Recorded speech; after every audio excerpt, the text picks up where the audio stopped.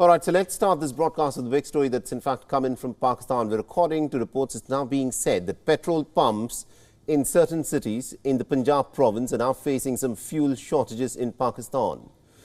Now, consumers have complained that they are unable to purchase fuel at petrol pumps, and the Pakistani government has warned the oil companies against hoarding of petrol. The Minister of State for Petroleum, Musaddiq Malik, has said that the country had enough fuel to last for a period of at least about the next 20 days, and that the government is not planning to hike fuel prices further.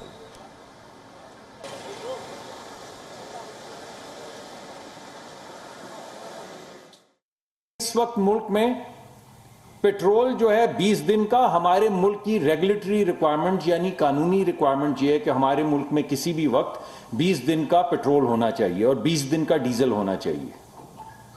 आज की तारीख में हमारे मुल्क में 20 दिन का petrol मौजूद है। Interestingly, he also added that any consumer shortages were due to stockpiling by oil marketing companies. He has also further warned companies that their licenses will be revoked if they are found hoarding fuel. A member of Oil Companies Advisory Council in Pakistan reportedly has said that only a few of the licensed companies are selling fuel.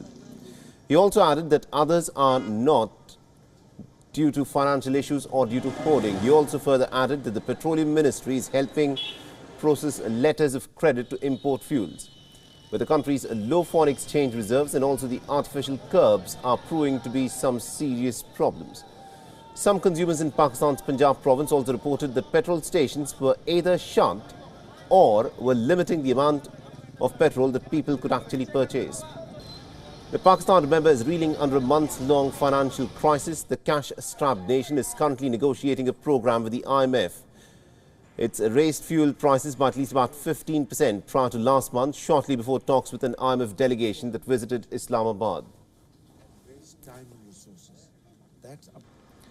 Now, to give us more perspective in terms of what's exactly happening in Pakistan at this moment, we are being joined by Syed Javed Hassan, who's joining us live from Islamabad. Mr. Hassan is an economic columnist and also the former chairman of Economic Advisory Group. Now, Mr. Hassan, thank you very much indeed, sir, for taking time out and speaking to us here on WION. Now, these are very disconcerting reports, if they are true, where some people have come forth and said that they are not able to access petrol at petrol stations. But the minister in Pakistan says that there is adequate amount of fuel for the next 20 days. What are we to read into this?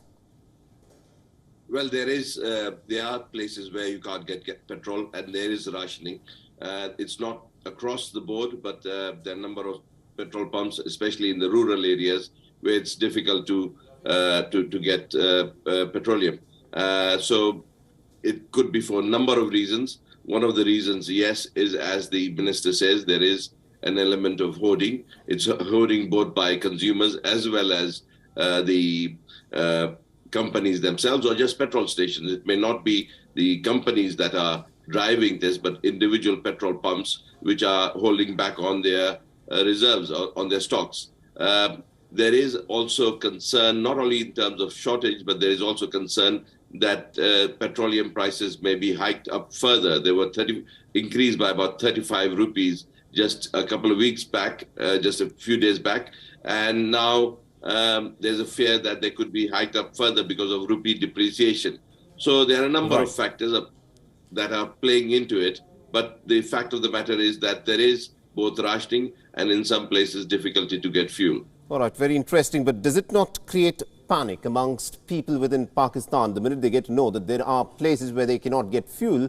And if this is happening at certain petrol stations, then this is something that could be replicated by other petrol stations across the country. Is this a fear that's very playing a bit of a big role in the back of the minds of people in Pakistan? It does play a role. Thankfully, in the big cities, that's somewhat limited, but it is definitely starting to play a role. People are sort of making sure their tanks are full. That itself creates a greater demand than is necessary. So, yes, there is an element of that, and if it's not addressed soon enough, it could exacerbate. So yes, we are concerned. It's a dangerous situation, but hopefully with the negotiations with IMF concluding successfully, that will be alleviated. All right, now the question that a lot of people within Pakistan, I'm sure, will be wanting to ask is this: how can the Pakistani government actually address the serious problem of foreign exchange reserves, where the amount of dollars that Pakistan has, and also because of that, the currency, the Pakistani rupee, has been depreciating against the dollar? How is this to be addressed by the government there? One of the things that the government has done sensibly is remove the artificial fix it had on rupee versus dollar parity, which was fixed around 230.